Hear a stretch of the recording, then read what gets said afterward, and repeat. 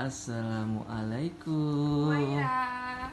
Happy birthday to you. Happy birthday to you.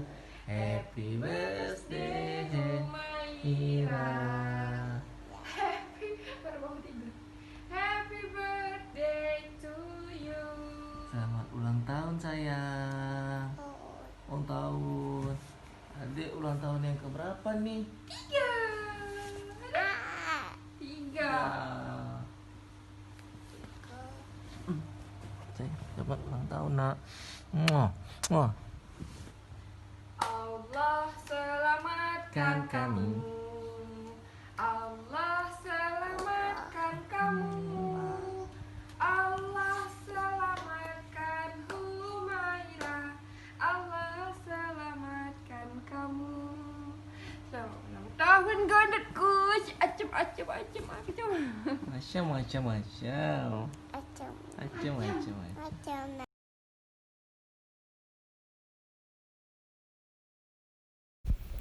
Humaira lahir tanggal 6 Agustus 2017. Tepatnya 3 tahun yang lalu di tanggal dan di bulan yang sama saat video ini diupload. Jadi hari ini kamu ulang tahun nak. Happy birthday.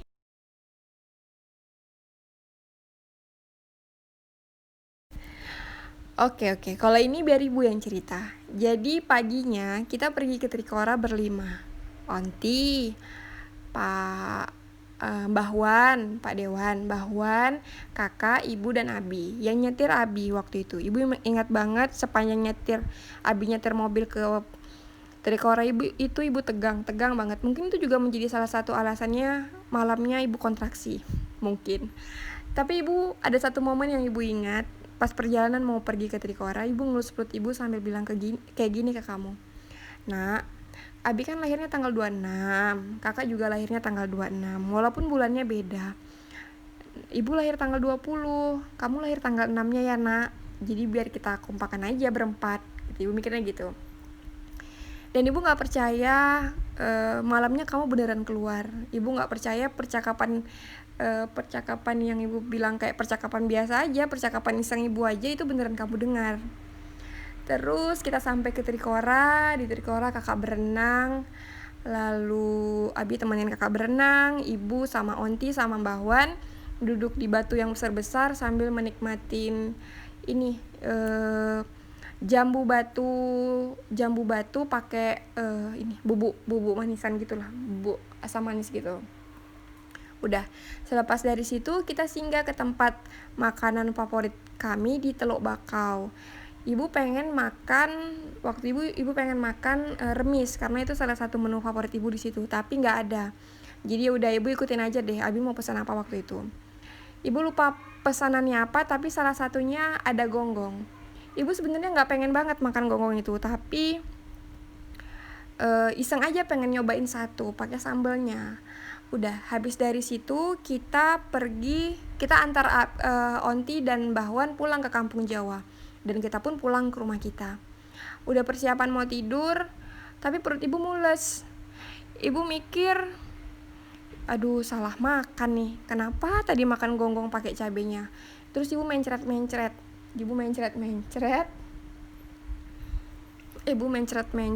Berkali-kali ibu pulang kamar mandi, tapi ibu belum berpikir itu kontraksi.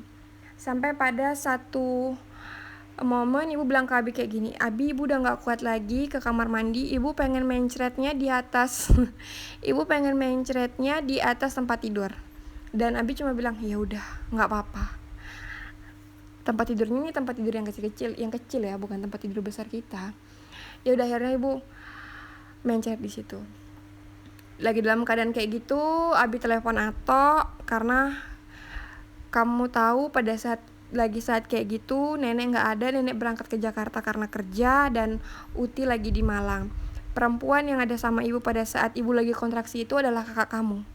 Dia yang kebingungan lihat ibunya mondar-mandir ke kamar mandi.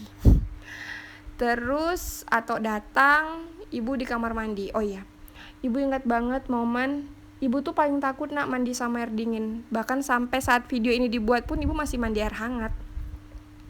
Tapi saking gak kuatnya kontraksi, pada malam itu ibu nyiramin diri ibu sendiri pakai air dingin. Terus akhirnya Atok nyamperin ibu ke kamar mandi. Ibu itu lumayan tenang kalau bisa bicara sama Atok. Tapi nggak tahu malam itu ibu nggak bisa. Kontraksi itu emang gila banget ininya. Apa ya? Pokoknya ibu-ibu udah pernah ngerasain lah. Sampai Atok nyamperin ibu kamar mandi. Itu ibu mandinya pakai baju ya, Nak. Maksudnya ibu nyiramin diri ibu sendiri pakai baju. Memang sampai sehisteris itu. Ibu ingat banget Atok bilang kayak gini, udah tenang, kata papa bilang kayak gitu ke ibu. Terus ibu bilang kayak gini sambil merintih, udah, papa nggak tahu rasanya kayak mana, papa diam aja. Terus untuk pertama kalinya ya ibu ngomong teriak kayak gitu ke Atok. Terus Atok cuma bilang oke, kata papa bilang kayak gitu. Sampai akhirnya ibu keluar dari kamar mandi, ibu ganti pakaian ibu, terus tapi ibu tetap nggak mau pergi ke klinik karena patokan ibu belajar dari kehamilan pertama waktu lagi hamil kakak ke kliniknya itu pas keluar flek. Nah, pas selama ibu mondar-mandir kamar mandi ini, ibu belum ketemu flek, ibu belum keluar flek, jadi ibu nggak mau ke klinik. Karena ibu pikir lebih baik ngerasa sakitnya di rumah daripada nanti di klinik ketemu. Alhamdulillah kalau bersyukur ketemu suster-suster baik. Kalau ketemu suster-suster yang jutek, udah lagi sakit dijutekin, itu sih yang ada di pikiran ibu. Kenapa ibu bertahan pengen tunggu sampai keluar flek baru ke rumah sakit. Terus akhirnya ibu ke ruang tamu sampai pada satu momen ibu ngerasa kayak keluar gelembung air. Ibu kayak kayak pipis gelembung air. Terus ibu pikir kayak gini, aduh, itu apa? Karena sebelumnya ibu belum pernah ngalamin itu apa? Dan ibu langsung mikir, jangan-jangan itu air ketuban. Jadi ibu bilang ke Abi, oke, sekarang kita ke klinik. Akhirnya ibu ke klinik sama Abi, disetirin atau ngebut kayak lagi film Tokyo Drift aja toh. Tapi untung Atok yang nyetir sih. Kalau misalnya Abi yang nyetir, mungkin ibu bisa melahirkan kamu di jalan. Terus pas sampai di klinik, ibu disambut sama 2 suster pakai kursi roda. Terus ibu dibawa ke satu ruangan buat ngecek detak jantung dan lain-lainnya. Oh iya, sama ini tes bukaan, udah bukaan berapa. Dan susternya kayak takjub gitu, dia ngomong kayak gini, ibu kuat banget ya. Ibu tahu nggak kalau ibu sekarang udah bukaan 8.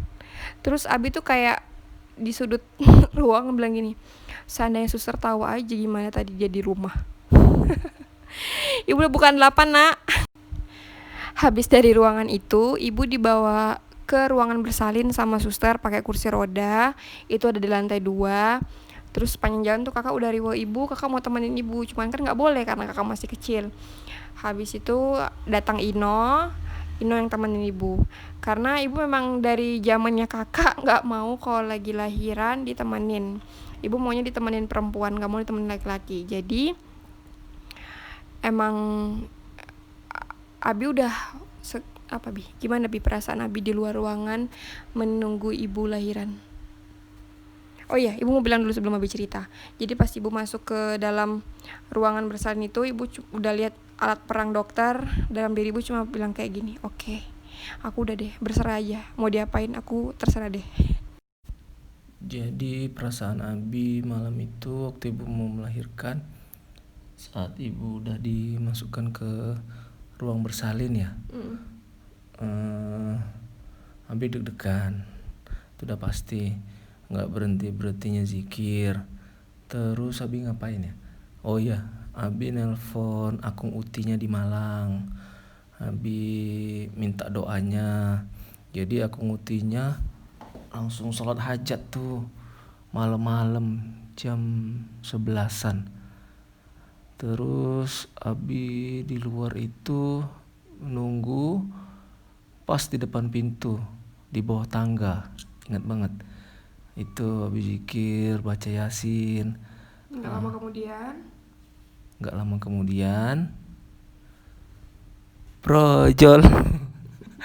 terus gimana perasaan Abi?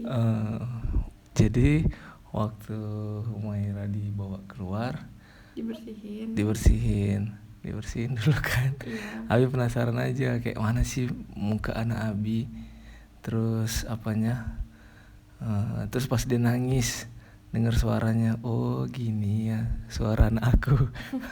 Itu sih perasaan pertamanya. Kalau senang udah pasti lah, nggak usah ditanya lagi sih. Apa ya, Azanin.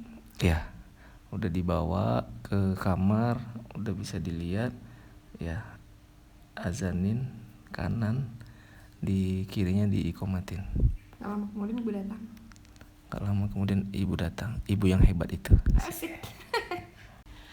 Bi, tapi ingat nggak paginya tuh dari malam ibu masuk ke kamar itu sampai paginya kita nggak tidur. Iya, Ya, ibu nggak tidur, Abi nggak tidur. kita kayak cerita kayak Kita ngobrol semalaman. kayak nggak percaya gitu ya. Kita udah. Adik udah lahir gitu.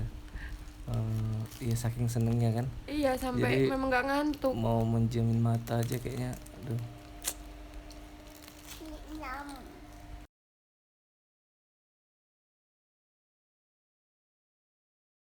Humaira itu panggilan sayang Rasulullah SAW kepada istrinya Sayyidatina Aisyah radhiyallahu anha. Artinya kalau nggak salah Abi, pipi yang kemerah-merahan. Kalau latifahnya ibu ambil dari 99 nama Allah dari Asmaul Husna, yang artinya dari makna al-latif, yang artinya lemah lembut, yang maha lembut. Jadi makna Humaira Latifah itu adalah Humairanya gadis dengan pipi kemerah-merahan, gadis pemalu. Pemalu di sini maksudnya kamu tahu batasan aurat kamu apa nak, jadi harus kamu tutupi. Lalu latifahnya adalah lemah lembut. Jadi ibu berharap kamu menjadi pribadi yang tenang dalam situasi apapun, tidak menjadi pribadi yang panik kan. Terus kamu bisa menenangkan orang-orang di sekitar kamu. Dan jadi Humaira Latifah adalah gadis pemalu yang lemah lembut hatinya. Dan alhamdulillah Allah kabulkan doa ibu dan Abi.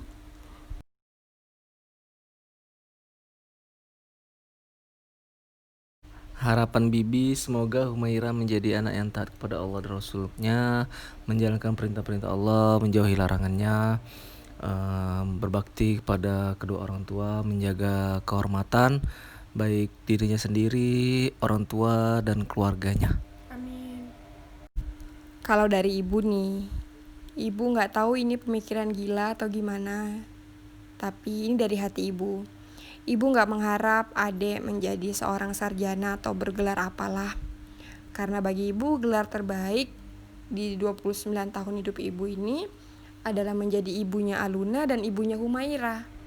Tapi kamu boleh mengambil kelas, misalnya kayak kamu kan ini sekarang lagi doyan makan roti, kamu bisa ngambil kelas baking, supaya kamu bisa buat roti. Terus misalnya sekarang kamu lagi suka nih ngaca-ngaca sambil sisir rambut, kamu bisa ambil kelas MUA supaya kamu bisa jadi makeup artist.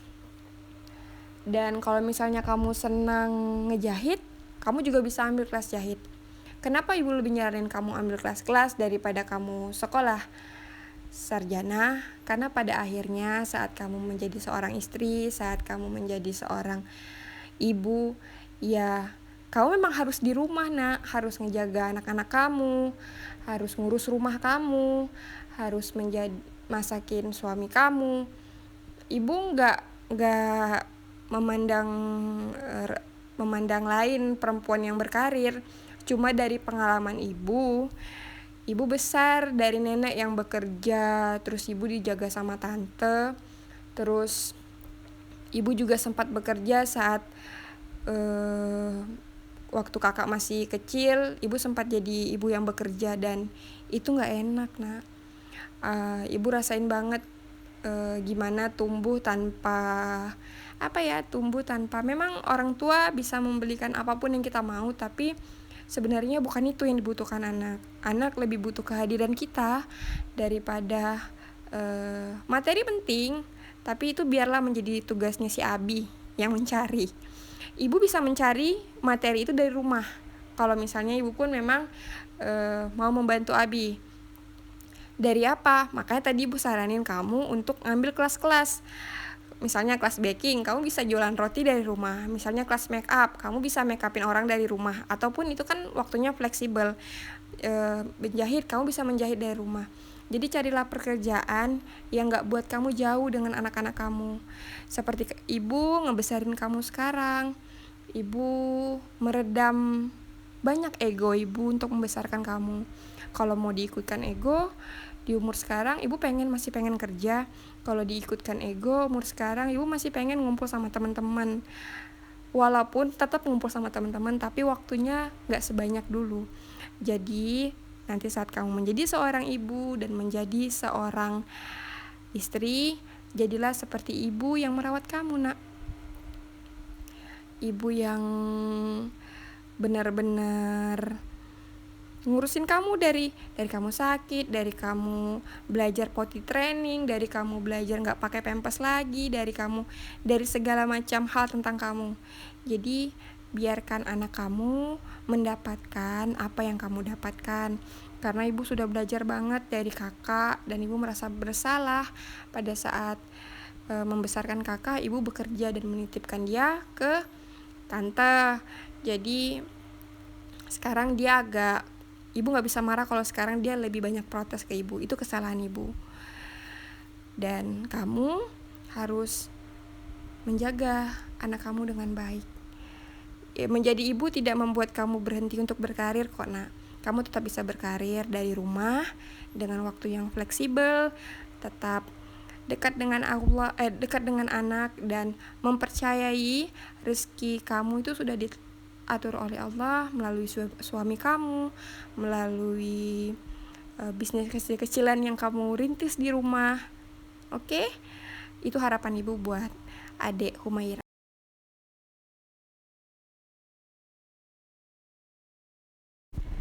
Ibu buat video ini saat ulang tahun kamu yang ke-3 tahun. Ibu gak tahu kamu lihat video ini saat usia kamu berapa. Tapi dan kalau kamu lihat video ini dan ibu masih ada sama kamu dan kita lagi berada jauh nih, kamu harus datangin ibu dan bawa makanan favorit kita. Terus kita akan cerita seharian tentang apa saja yang udah kita laluin. Dan kalau kamu lihat video ini tapi ibu udah gak ada sama kamu harus menemui ibu dengan Al-Fatihah kamu. Oke sayang? Ibu cuma pengen bilang kalau ibu dilahirkan kembali, ibu tetap ingin Humaira yang menjadi anaknya ibu, Humaira yang menjadi adiknya Aluna, dan tetap ingin Humaira yang menjadi anaknya Abi. Seberharga itu kalian semua buat ibu. Kalau Humaira nantinya udah bisa lihat video ini, Abi cuma mau nanya apa kabar, nak? Gimana mimpi-mimpinya sudah tercapai? Ya, bagi BBC yang penting Humaira bahagia. Ibu yang sambung ya, nak. Soalnya Bibi nangis dia ngucapinnya, karena dia ngebayangin kamu udah gede di depannya pada saat dia bicara itu. Pesan Bibi, selanjutnya jangan lupa sholat, karena sholat itu tiang agama. Dan sebesar apapun masalah yang Rara hadapin, selesaikan dengan sabar dan sholat, ya nak. Kami selalu berharap kamu seperti nama kamu, Latifah, yang maha lembut, tenang dalam menghadapi banyak hal yang akan kamu lalui dalam hidup kamu. Mau sesulit apapun hal yang kamu hadapin, kamu selalu ingat kalau kamu punya Allah dan kamu punya kami berdua yang mencintai kamu dengan sangat. Kamu mempunyai kakak kamu yang bisa menjadi tempat kamu berkeluh kesah. I love you, nak. Satu lagi, nak, pesan Bibi, Ibu lupa nyebutinnya. Jangan terlalu mengejar dunia, karena dunia itu hanya sementara. Oke cantik, selamat ulang tahun ya sayang. Bibinya lagi mewek, nggak bisa lanjutin. Oke, bye.